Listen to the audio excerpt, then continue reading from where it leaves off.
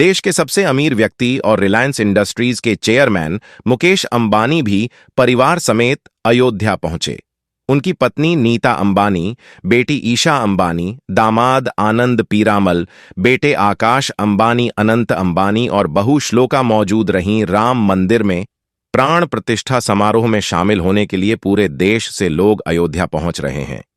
इस समारोह में देश के सबसे अमीर मुकेश अंबानी भी अपने पूरे परिवार के साथ इस कार्यक्रम का हिस्सा बनने के लिए पहुंचे हैं। इस दौरान उनकी पत्नी नीता अंबानी और बेटे आकाश अंबानी, अनंत अंबानी व बहू श्लोका मेहता भी साथ रहीं। इस अवसर पर रिलायंस चेयरमैन मुकेश अंबानी ने कहा, भगवान राम आ रहे हैं।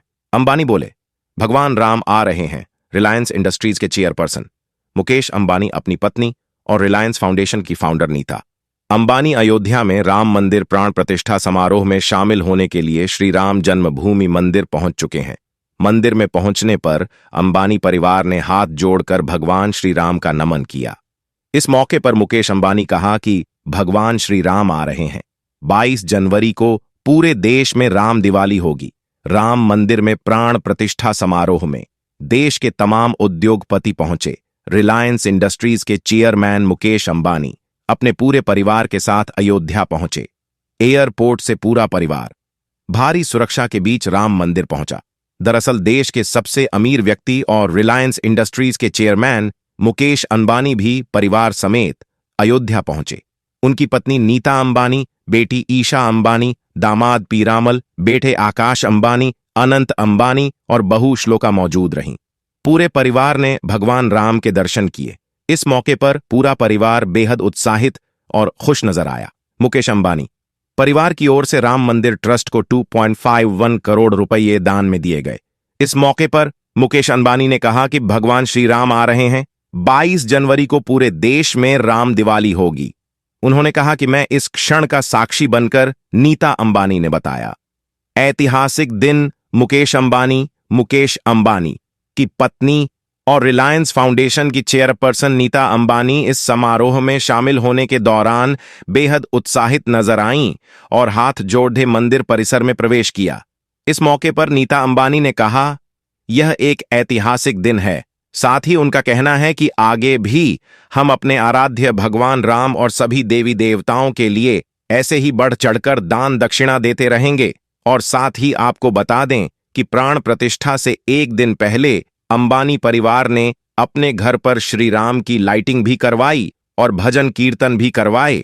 उसके बाद अंबानी का पूरा परिवार भी वहां पर पहुंचा, राम के दर्शन और अभिषेक और आशीर्वाद लेने के लिए। तो दोस्तों, जब देश के सबसे अमीर आदमी भगवान राम की भक्ति में मगन है, हम आप क्यों नहीं हो सकते? है तो सभी को राम के दर्शन करने जाना है। श्री गिरी ने कहा, हम उन्हें पूरे सम्मान के साथ मंदिर में रखेंगे। मूर्तियों में से एक को हमारे पास रखा जाएगा, क्योंकि हमें प्रभु श्री राम के कपड़े और आभूषणों को मापने के लिए इसकी आवश्यकता होगी। यह मूल मूर्ति राम लल्ला के सामने रखी जाएगी। मूल मूर्ति बहुत महत्वपूर्ण है। इसकी ऊंचाई 5 से 6 इंच है और इसे 25 से 30 फीट की दूरी से नहीं देखा जा सकता है, इसलिए हमें इसकी आवश्यकता है।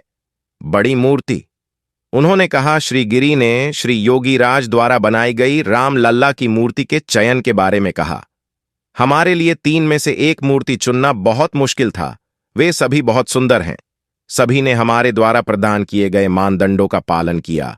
उन्होंने कहा, पहला मानदंड यह था कि चेहरा बच्चे जैसा दिव्य चमक वाला होना चाहिए। भगवान राम अजान बाहु, एक व्यक्ति जिसकी भुजाएं घुटनों तक पहुंचती हैं थे, इसलिए भुजाएं इतनी लंबी होनी चाहिए।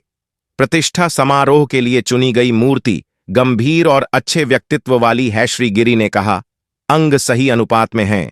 श्री राम जन्मभूमि तीर्थ क्षेत्र ट्रस्ट के कोषाध्यक्ष गोविंद देव गिरी ने कहा, अस्थाई मंदिर में रखी राम लल्ला की पुरानी मूर्ति को नई मूर्ति के सामने रखा जाएगा, जिसे 22 जनवरी को यहां मंदिर में प्रतिष्ठित किया जाएगा।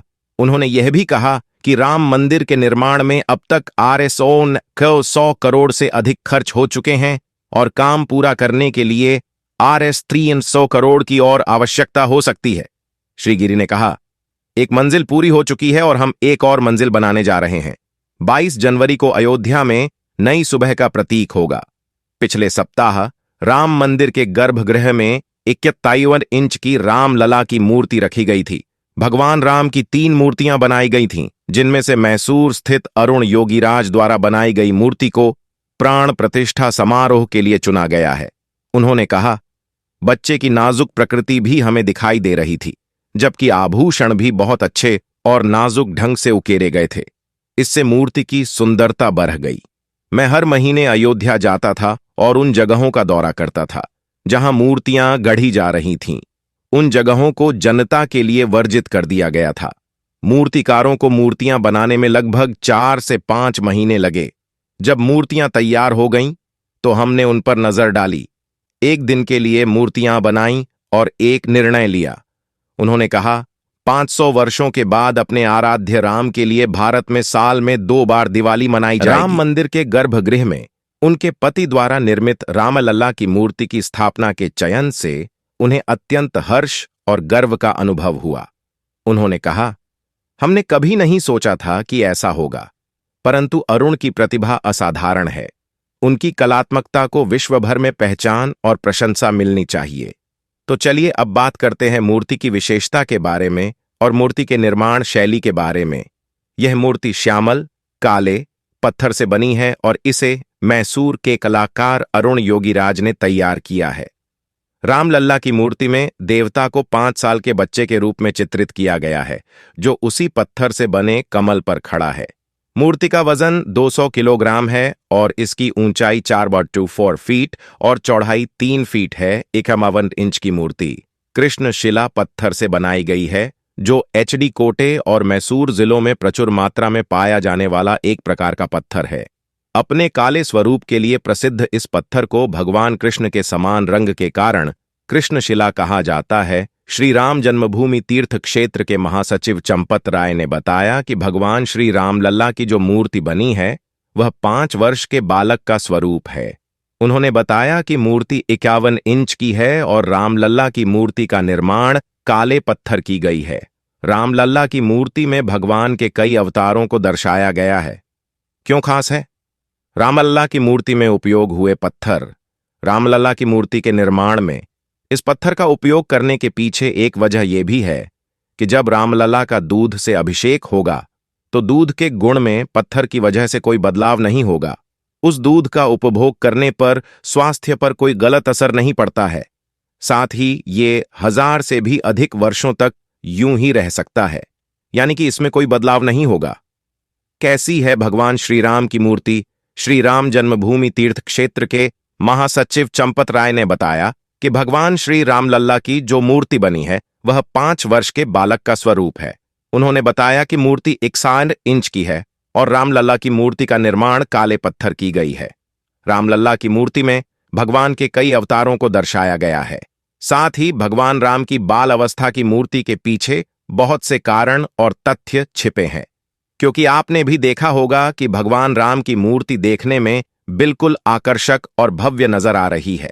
साथ ही जितने भी लोग प्राण प्रतिष्ठा में आए थे, सभी में रामलला की मूर्ति का भव्य स्वागत किया और सबने आकर्षक बताया। साथ रामलला की श्यामल मूर्ति के बारे में जिक्र भी किया और प्राण प्रतिष्ठा के बाद से ही वहां पर रामलला के दर्शन करने वालों की लाइन भी लगने लग गई है। हजारों लाखों की संख्या में भक्तजन वहां पर पहुंच रहे हैं और अपने रामलला के दर्शन कर रहे हैं। साथ ही रामलला ट्रस्ट ने समय सारिणी भी निकल दी है।